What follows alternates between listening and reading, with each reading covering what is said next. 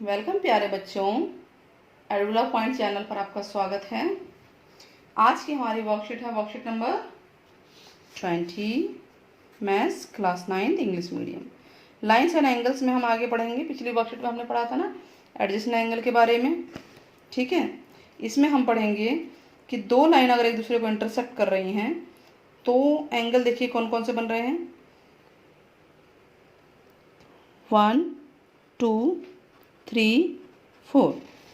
तो lines A B intersect कर रही है एक दूसरे को पॉइंट ओ पे। ये ओ पॉइंट है, ठीक है। At the point of intersection of two line vertically opposite angle बन रही है। ये इसका अपोजिट है, ये इसका अपोजिट है।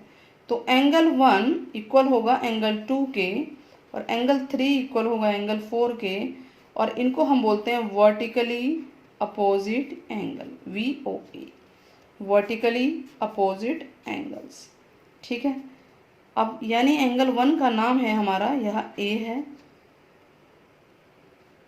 B है, ये C है, ये D है। तो AOB हो गया।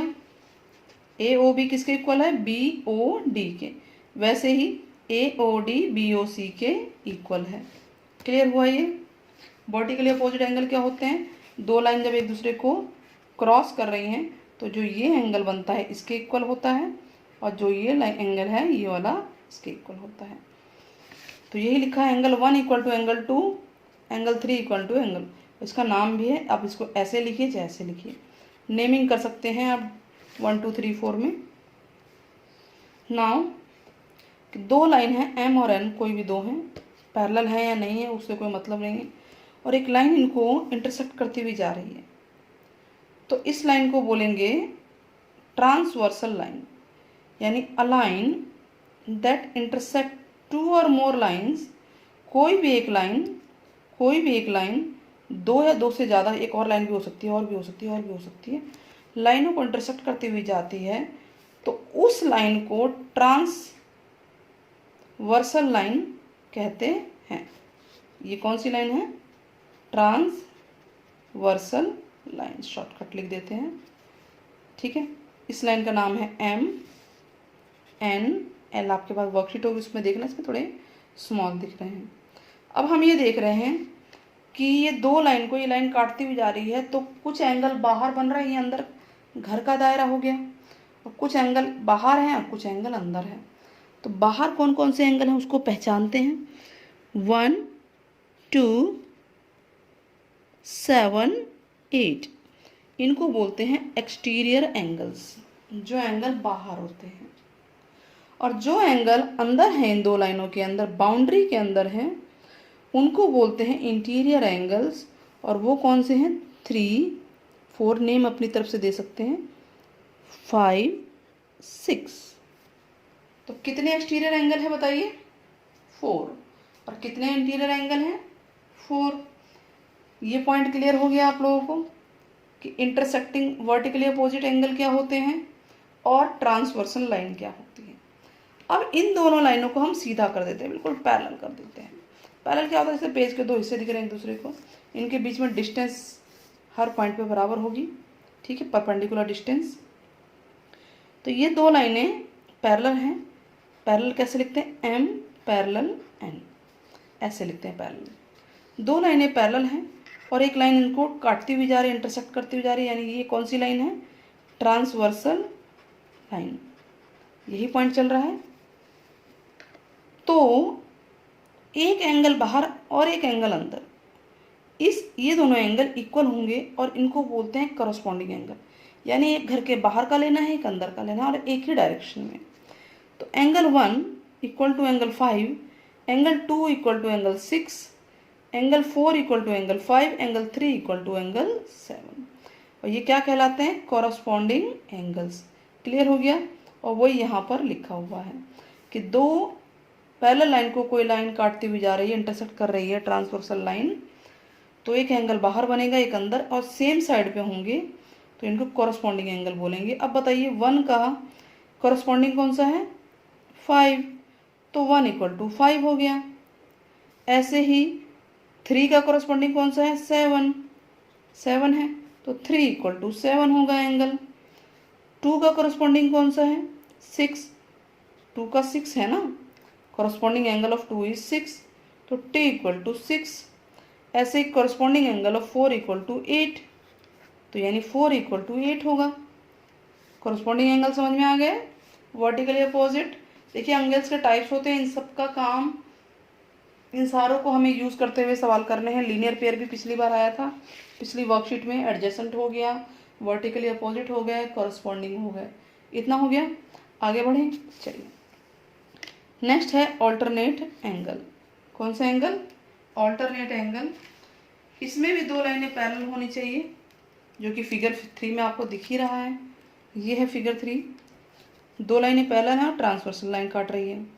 तो जो एंगल Z बनता है, देखिए Z बन रहा है, ये वाला एंगल इसके इक्वल होगा। ये उल्टा Z बना लीजिए ऐसे, पे मैं भी इस पर कर नहीं रही हूँ, ये उल्टा Z, तो ये एंगल इसके इक्वल होगा। यानी अल्टरनेट इंटीरियर एंगल यहाँ पे दो बने, एक पेयर ये है, एक पेयर ये है। तो एंगल 4 इक्वल टू एंगल 6 है, और एंगल 3 इक्वल टू एंगल 5 है। इसे बोलते हैं ऑल्टरनेट इंटीरियर एंगल्स। शॉर्टकट लिखा है ये, alternate interior angles when two lines are intersected by transversal line. ठीक है, तो एडजेसेंट एंगल नहीं होते हैं, वो अपोजिट पार्ट में होते हैं। मैंने बताया ना अपोजिट पार्ट में होते हैं, आपको ये याद रखना है। वो क्या कहलाते हैं? ऑल्टरनेट एंगल कहलाते हैं। तो 4 का ऑल्टरनेट एंगल 6 है, 4 इक्वल टू 6 है। 3 का अल्टरनेट हमने क्या लिखा था? 5 है, तो 3 इक्वल टू एंगल 5। क्लियर है। अब एक चीज़ हमें और नज़र आ रही है कि बाहर भी एंगल नज़र आ रहे हैं। एंगल 1 7 के इक्वल है, एंगल 2 8 के इक्वल है। इनको क्या बोलते हैं? इनको बोलते हैं ऑल्टरनेट एक्सटीरियर एंगल।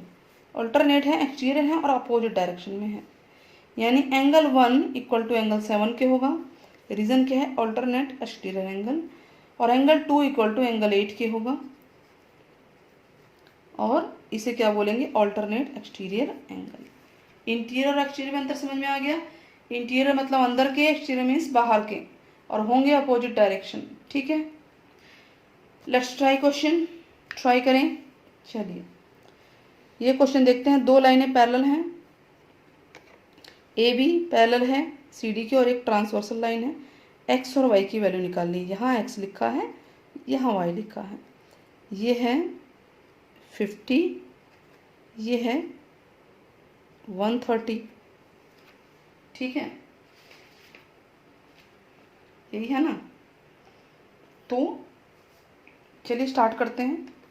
ये दो तरीके से हो सकता है। पहला तो ये लीनियर पेयर से आप ऐसे निकाल लीजिए। दूसरा ये देखिए अपोजिट है ना, वर्टिकली अपोजिट। ये y इक्वल टू 30 होगा, 130। ठीक है, y इक्वल टू 130 होगा। आप इनके नाम दे सकते हैं चाहे तो। क्यों? क्योंकि रीज़न क्या है? Vertically opposite angle, VOA shortcut लिखा है। और x इक्वल टू वाई होगा। क्यों? z बन रहा है ना, alternate interior angle, alternate interior angles. तो ये भी 130 हो गया। दो लाइन में आंसर खत्म हो गया। अच्छा, अगर ऊपर से नीचे आना होता, हम तो नीचे से ऊपर गए, तो ऊपर से नीचे आने में ये लीनियर पेयर है, तो ये 180 का एंगल बनता है टोटल। तो 180 में से 50 घटाएंगे, 130 आ जाएगा।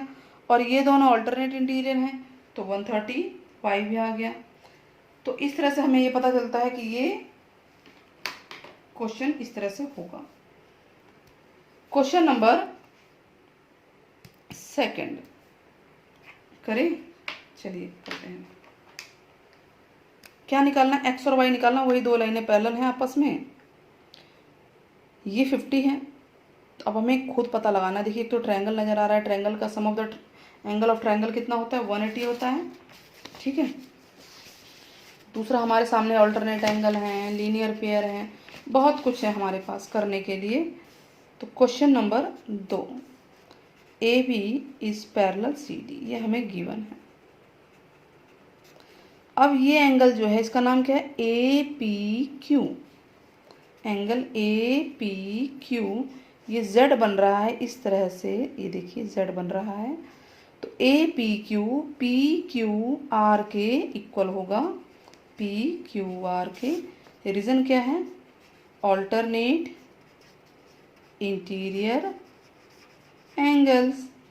और ए पी क्यू आपका 50 है और ये हमारा एक्स है, तो एक्स इक्वल टू 50 आ गया ना, एक तो आ गया आंसर हमारा। अब वाई रह गया, वाई कैसे निकलेगा?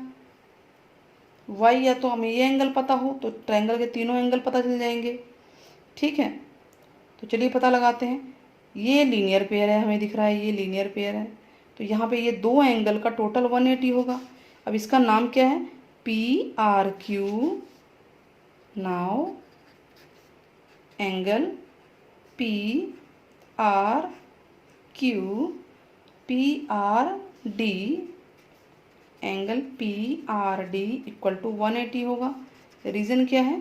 लीनियर पेयर, शॉर्टकट मारा है, ठीक है। पी आर क्यू तो हमें निकालना है, इसका नाम हम चाहे तो जेड दे देते हैं, कोई दिक्कत नहीं है, ठीक है। तो ये हो गया जेड और पी आर डी हमारा 127 है इक्वल टू 180, तो z इक्वल टू हो जाएगा 180 माइनस 127। z इक्वल टू हो गया 10 में से 7 गया 3, ये 7 हो जाएगा, 7 में से ये गया 5, 53। क्लियर हुआ? चलिए आगे बढ़ें। अब ये ट्रायंगल है, ट्रायंगल पी क्यू आर में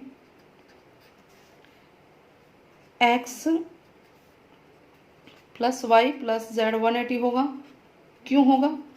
रीज़न है, रीज़न सबका लिखना है। देखिए रीज़न सबका लिखना है।